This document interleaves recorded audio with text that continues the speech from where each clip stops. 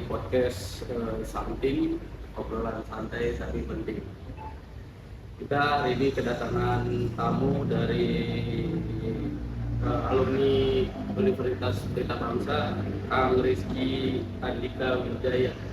Halo Kang, apa kabar Kang? Ini Kang Rizky ini lulusan 2022 ya Kang? Betul ya Kang ya? Sekarang lagi ngerjain apa nih Kang? Sekarang lagi ngerjain di dinas KKD atau sekarang tuh ya dinas perumahan rakyat ya. Sekarang tuh saya di sana ditugaskan kan sebagai tenaga ahli di sana ya di Kabar. Yang Dinas di dinas apa tadi Kang? dinas DPRKP perumahan rakyat dan kawasan permukiman. Sedang ditugaskan di situ kebetulan.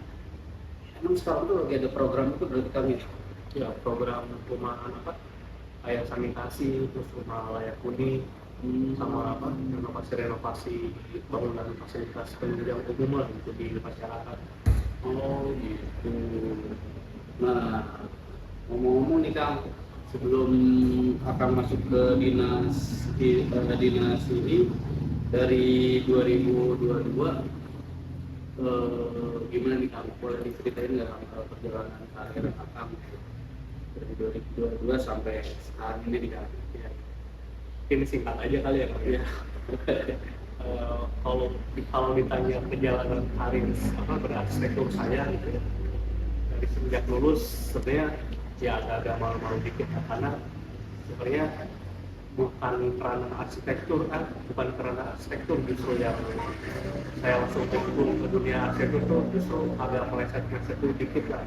Nah itu tuh ke bidang interior dulu kan. Interior sebelum dan sesudah lulus posisinya saya masih di interior, walaupun jauh-jauh dari itu sempat juga di developer perumahan, sempat juga maksudnya bukan ke interior aja tapi sempat juga di developer perumahan.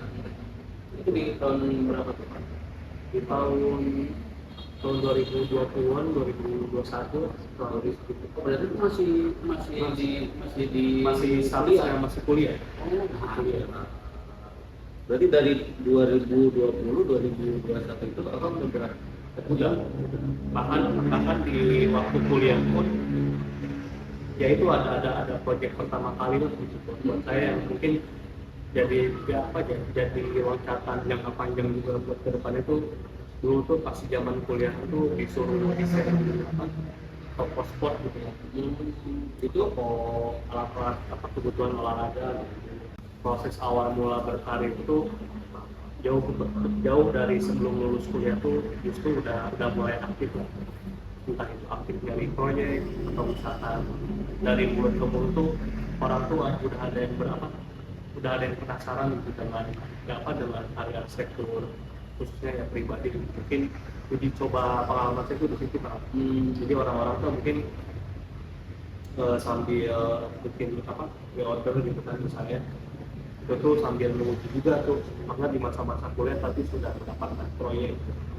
Ya walaupun mungkin orang-orang juga yang berkuliah di arsitektur tuh mungkin merasakan bahwa ternyata tantangan itu emang lumayan juga tuh. selama perjalanan gitu nih Akang mulai dari interior dari tahun 2021 itu tantangan yang paling besar nih buat Kang Rizky apa nih untuk awal karir nih buat Kang Rizky sebagai arsitek muda ini seperti apa nih tantangan yang paling besar? Tantangan paling besar itu setelah lulus itu kan yang harusnya kita berkecimpung dan fokus ke dunia arsitektur ya. Sedangkan ditakdirkan itu di ranah interior dulu gitu. Jadi mungkin fase-fase itu tuh pikir berat gitu dengan kondisi yang mungkin ke depan tuh ini yang harusnya berarsitektur tapi harus terjun dulu ke interior dan bahkan ilmu yang saya dapatkan itu emang belum semuanya tercover di interior karena emang beda ilmu juga kan, beda ilmu. dari arsitektur ke interior, walaupun sebenarnya ya masih satu saudara-saudaraan gitulah ya. Kalau dari masih ada kakak ya. Cuman kan maksudnya dari teori arsitektur ya ada juga sih ya yang terpakai gitu, apalagi kan tentang sirkulasi akses kayak gitu itu tuh tata ruang itu ternyata harus juga di interior dan ilmu baru pun ya alhamdulillah masuk juga. Berarti semua materi-materi pelajaran yang ada di kampus itu terpakai semua tuh pakai, walaupun misalkan ya namanya nyenggol sedikit kejurusanan tapi masih banyak yang terpakai juga ternyata.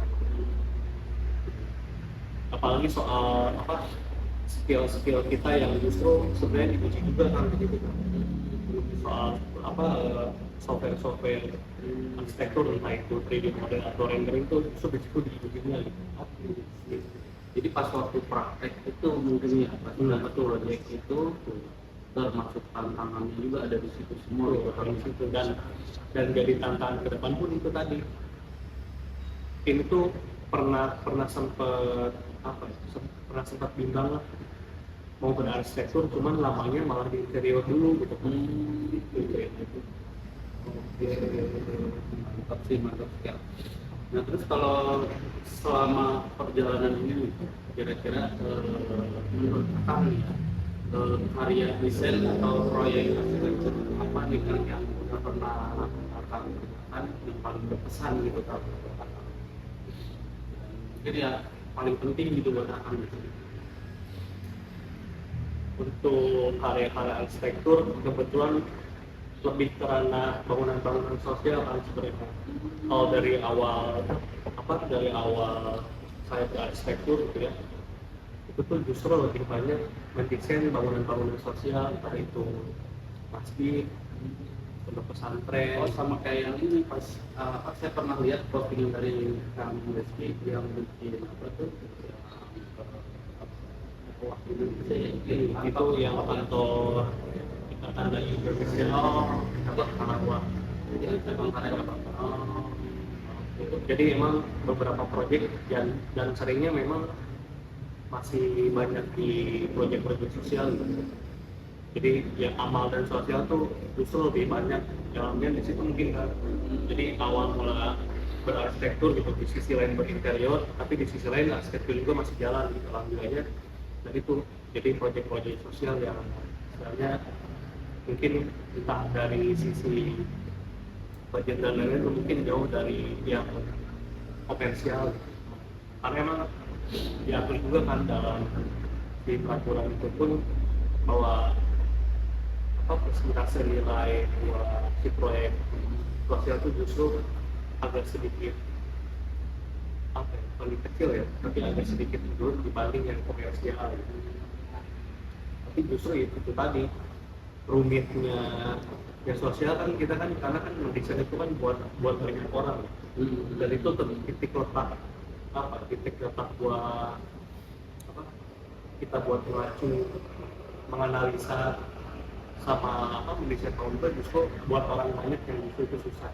Jadi buat sirkulasi lalu lalang sirkulasi itu tuh ternyata buat orang banyak tuh kita mikir keras banget dibanding misalkan satu proyek besar komersial misalnya rumah yang dihuni cuma beberapa orang, sedangkan saya gitu dan tim itu tuh merancang sesuatu yang cukup besar gitu.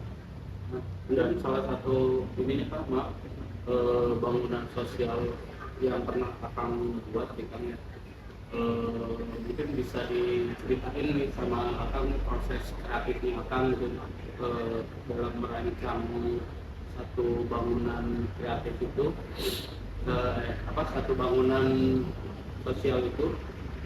Nah dari idenya mungkin untuk awal ide sampai karya yang terekspresi di lapangan itu seperti apa nih Pak? Boleh dijelasin dari perancangan gitu kan ya? Ya tentu mungkin di awal masih berkaitan dengan teori-teori arsitektur ya yang selama ini kita pelajari lah tahu gitu. Bahwa analisa itu ternyata paling penting. Analisa dari awal analisis itu justru itu poin paling utama banget gitu. entah itu yang kita pelajari itu kan entah itu dari analisa kapal, terus dari orientasi matahari juga tentang itu semua tuh justru emang kita harus pertimbangkan. Oh itu ngaruh semua, termasuk mungkin untuk dipergunakan itu untuk apa itu sangat-sangat ngaruh ya teman. bukan hanya itu, justru kita secara tidak langsung pun diuji dengan untuk mewawancara seorang gitu. Jadi mewawancara seseorang yang dimana bangunan itu tuh bakal dipakai banyak orang gitu. Tapi yang diwawancara itu satu orang, tapi kita harus pikir buat banyak orang. Gitu. Berarti harus ini ya, harus apa namanya, kita tuh emang harus Iya. multifungsi gitu kan. Secara langsung justru kita tuh lebih lebih banyak belajar juga ke arah psikologi manusia gitu. Melihat karakter seseorang gimana, belum lagi melihat karakter suasana di lingkungan sekitar gimana. Karena itu tadi kita merancang buat orang banyak, tapi kita konsultasi atau misalnya wawancara tuh cuma ke beberapa orang aja. Sedangkan bangunan itu multifungsi gitu, dan jangka panjang juga pasti, dan dipakai buat mungkin ratusan ribuan orang tuh justru kita yang tantangan terbesar gitu. Ya selain itu kan tadi analisis tapak, analisis lingkungan sekitar tapak, belum lagi soal analisis kayak analisis matahari, angin, vegetasi, itu tuh ngaruh ternyata sampai kebisingan pun tetap, yang mungkin rekan-rekan juga tahu lah, Tetap dipertimbangkan. tetap banget dipertimbangkan. Apalagi dengan kondisi site yang ramai gitu kan. Ramai dan sepi pun malah itu tantangan tersendiri sih. Baik itu ramai pun itu sepi itu justru itu tantangan apapun. Iya, berarti udah kayak ini mungkin ya, arsitektur tuh harus benar-benar detail, harus kita tuh harus tahu nih fungsinya itu untuk apa ini bangunan. Panjang sekali teman. Nah, mungkin ini pertanyaan nih kan, ada pertanyaan yang agak sedikit nyerempet sedikit ya Kang ya. Nah ini gimana nih menurut Kang Rizky nih, pandangan Kang Rizky tentang di dunia arsitektur, tentang peluang atau potensi gitu, income mungkin untuk kitanya gitu ya. Nah di dunia arsitektur itu seperti apa nih Kang? Untuk peluang dan potensi berarsitektur sebenarnya itu banyak banget. Mungkin sekarang kita banyak lihat itu di sosial media, ternyata berarsitektur itu bukan cuma hanya sekedar mendesain, mengkonsep gitu. Mungkin arsitektur bisa jadi menyambi pekerjaan ke sebagai influencer, content creator, sebagai guru, sebagai dosen, sebagai ASN mungkin, atau misalnya sebagai jadi tenaga ahli di dinas-dinas atau kementerian, atau misalkan jadi konsultan individu yang mau fokus di wirausaha. Itu banyak peluang, bahkan sampai arsitek yang emang jago di rendering itu tuh banyak sekarang justru yang lebih banyak mengasah skill dan berwirausaha di seputar visualisasi gitu, visualisasi rendering itu bahkan banyak tuh yang bisa diambil di arsitektur gitu. Berarti bukan cuma sekedar di dunia sipil aja mungkin Kang ya, jadi masih bisa merambah ke dalam lain-lain gitu Kang. Nah menurut Akang nih Kang, seberapa besar gitu peran pendidikan arsitektur di Universitas Pelitabangsar dalam membentuk kompetensi dan kesuksesan Akang di dunia arsitektur ini Kang? Kompetensi bidang keahlian di arsitektur Pelitabangsar itu justru bisa juga diandalkan kan. Di luar sana tuh justru yang mungkin salah satu saya yang alhamdulillah gitu sempat beruntung lah diajar sama dosen juga gitu ya.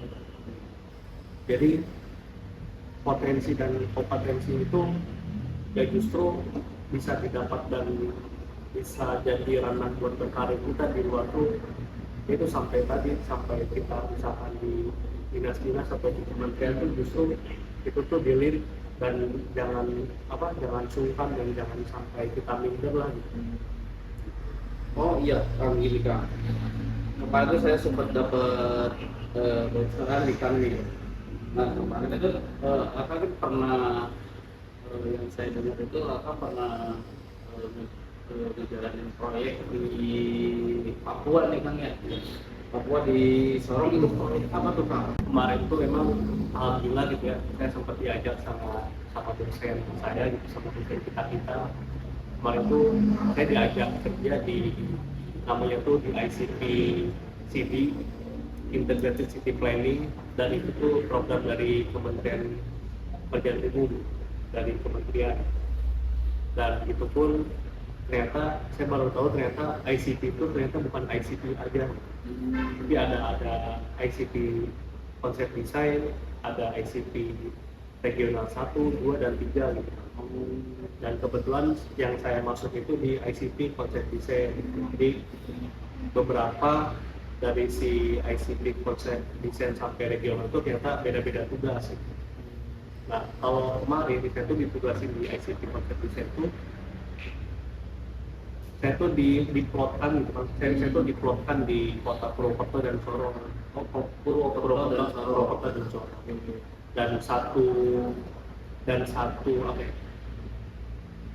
Dan satu tim itu tuh kita mengerjakan 2 kota, dan itu tersebar di antara 10 kota terbesar di Indonesia.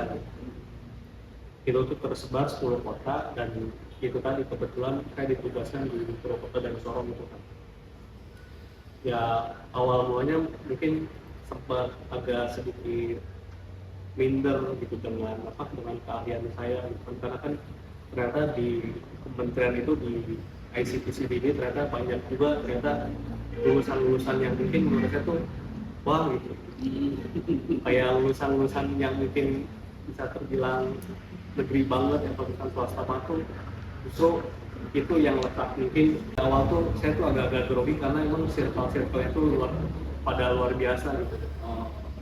Karena ternyata di ICPCD itu ya memang khusus konsep desain di urban desain, khusus di tata rancang kota, urban desain Papua, semuanya 10 kota tuh justru emang lebih ke tata kota, urban planning, landscape dan lain-lain itu justru itu yang ditugaskan buat merencanakan suatu kawasan kota.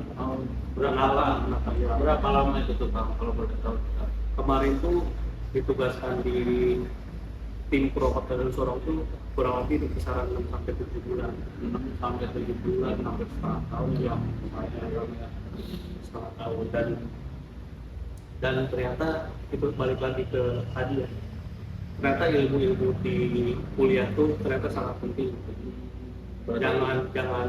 Kita tuh jangan grogi, jangan minder. Pada akhirnya tuh saya tuh malah lebih semangat kan, karena di circle itu tuh banyak tenaga ahli yang profesinya pun beda-beda gitu.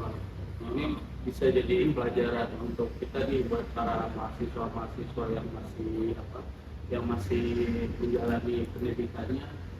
Ya sebisa mungkin di kampus itu kita harus aktif gitu ya Kang ya, biar kita nanti pas begitu ngadepin di lapangan nggak terlalu grogi atau kita bisa lebih pede gitu Kang ya. Pokoknya tuh banyak di antara circle kita tuh TLE itu ternyata tenaga itu macam-macam kan gitu.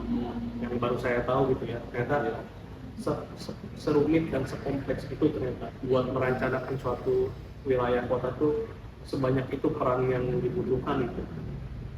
Ada tenaga ahli landscape, urban design, arsitektur, belum lagi pariwisata, belum lagi transport. Itu tuh ternyata semua tuh masuk. Iya masuk semua ya Kang ya semua. Kan pas waktu ketemu nih sama beberapa dari lulusan mana gitu. Kan Akang tuh awalnya tuh ngerasa minder nih. Nah di situ Akang bisa jadi pede, bisa jadi pede itu awalnya itu gara-gara apa nih Kang? Awalnya salah satunya mungkin banyak motivasi ya dari rekan-rekan circle itu tuh ternyata banyak tenaga ahli yang emang banyak yang mensupport, banyak yang memotivasi, banyak yang ngasih arah dan masukan tuh, saran dan kritik tuh semua tuh yang bikin saya tuh malah jadi semangat ya. Yang tadinya mungkin yang biasanya awal-awal berkarir arsitektur yang mungkin belum apa ya, belum lahir gitu. Itu tuh justru banyak motivasi itu yang kita dapatkan tuh di circle-circle yang cukup ternyata lumayan besar juga gitu. Gitu sih Kang. Gitu. Jadi menurut Akang nih, menurut Akang ya, keunggulan lulusan arsitektur Universitas Pelita Bangsa ini dibanding universitas lain apa? Jadi bikin Akang jadi pede gitu ya. Unggulan Universitas Pelita Bangsa ternyata banyak membantu alumni yang mungkin banyak bukan hanya saya, mungkin banyak beberapa angkatan senior saya juga mungkin yang sudah sukses juga lah. Jadi mereka tuh membangun usaha-usaha yang mandiri gitu sebagai konsultan individu yang besar, apa yang cukup besar juga sekarang. Bahkan salah satunya yang jelas saya juga termasuk yang grup yang ditugaskan tadi kan ternyata lulusan arsitektur Pelita Bangsa tuh bisa loh ternyata buat untuk berkarir di kementerian itu ternyata bisa apa ikut andil dalam proyek-proyek apa besar di Indonesia itu ternyata bisa dan jangan pernah minder lah apapun lulusan kita apapun universitas kita ternyata cukup kita buktikan saja kan dengan apa dengan prestasi kita dengan soft skill kita itu tuh justru yang menguatkan diri untuk bisa terjun ke ranah yang profesional. Berarti jadi ini nih perjalanan dari Kang Rizky dari tahun 2022 sampai sekarang bermula dari apa buka workshop kecil-kecilannya yang sok dari kecil-kecilan interior itu ya Kang ya, sampai apa buka studio arsitektur juga sampai bergabung sampai dengan ranah ke kementerian ya Kang ya, sampai bergabung di situ. Nah, mungkin ini di ujung obrolan kita nih Kang. Nih, saya bisa minta ke Akang nih buat ngasih motivasi nih untuk mahasiswa baru atau yang mahasiswa yang masih aktif sekarang nih di Universitas Pelita Bangsa nih, motivasinya menurut mereka nih seperti apa nih Kang nih? mungkin motivasi untuk teman-teman arsitektur di Pelita Bangsa yang terutama itu yang penting itu kita cukup harus banyak belajar ya tentang dunia arsitektur di luar itu ternyata banyak. Selain itu kita juga perlu disiapkan untuk menabung kan kalau misalkan kita seandainya ingin meneruskan setelah S1 itu misalkan kita mau sebagai dosen itu kan perlu S2 kan ya, perlu S2 atau misalkan mau ngambil jalur PPAS di Ikatan Arsitek Indonesia itu tuh justru yang paling penting setelah melanjutkan S1 itu karena setelah S1 tuh jalan kita menuju arsitek yang benar-benar legal dan ber-SKA itu justru itu langkahnya entah itu apa mengikuti PPAS atau misalnya S2 itu justru kita yang harus dipersiapkan untuk lanjut setelah menjalankan di S1 arsitektur ini kan. Jadi kalau misalnya mau jadi dosen ini bisa langsung lanjut ya. Mungkin untuk mahasiswa yang sekarang aktif lebih giat lagi di dunia kami. Ya. Terutama sih untuk lanjut ke S2 atau ke ambil profesi itu jadi jadi makanya salah satu motivasi tadi ya itu karena itu tadi jadi persiapan untuk melanjut setelah S1 arsitektur itu banyak yang perlu kita siapkan yang itu sih intinya. Jadi setelah S1 arsitektur itu kan kita kan emang belum bisa legal cara pengakuan cara di kantor itu kita tuh cuma hanya sekedar ujian arsitek gitu kan. Dan kalaupun emang pengen legal dan disebut arsitek profesional ya itu tadi langkahnya mau ikut PPAS atau mau ikut S2 itu pilihan. Kalau PPAS itu kan 1 tahun, S2 kan 2 tahun dan setelah itu ya ada ujian ada proses magang dulu, setelah itu ujian dan lalu nanti ada barulah muncul surat tanda registrasi arsitek itu. Itu justru yang harus ditanamkan dari awal kuliah itu seperti itu. Karena memang langkah kita buat ke depan tuh itu masih panjang banget sih. Baik, untuk calon mahasiswa baru nih Kang nih, calon mahasiswa baru nih, gimana nih Kang menurut Kang nih? Untuk calon mahasiswa baru yang emang mau masuk ke Universitas Pelita Bangsa ini Kang. Motivasinya yang paling awal itu diniatkan, yang pasti niat, yang kedua itu sungguh-sungguh. Karena banyak di antara mahasiswa arsitektur itu justru di pertengahan jalan tuh banyak yang membubarkan dirinya masing-masing gitu dengan cara perlahan. Karena emang arsitek tuh jurusan yang memang berat gitu. Karena bahkan di website pun dibilang arsitektur jurusan paling terberat di dunia tuh di urutan antara 1 dan sampai 3. Nah, itu justru ya bukan menakut-takuti, tapi justru itu jadi acuan kita buat semangat gitu. Itu sih, karena emang profesi yang bukan abal-abal juga ya, karena ini menyangkut dengan banyak dengan nyawa orang gitu, dengan banyak kebutuhan orang tuh kita yang mengcover itu kebutuhan mereka gitu. Jadi emang sangat-sangat penting memang ini. Ini bukan dalam artian memang beratnya itu bukan dalam artian berat yang aneh-aneh ya. Jadi ini beratnya itu karena memang kita menyangkut kebutuhan banyak orang ya Kang ya. Iya. Oke Kang, kalau gitu Kang terima kasih nih Kang nih udah ngobrol-ngobrol udah sampai setengah jam ada. Oke Kang, terima kasih Kang kalau gitu Kang atas waktunya Kang ya.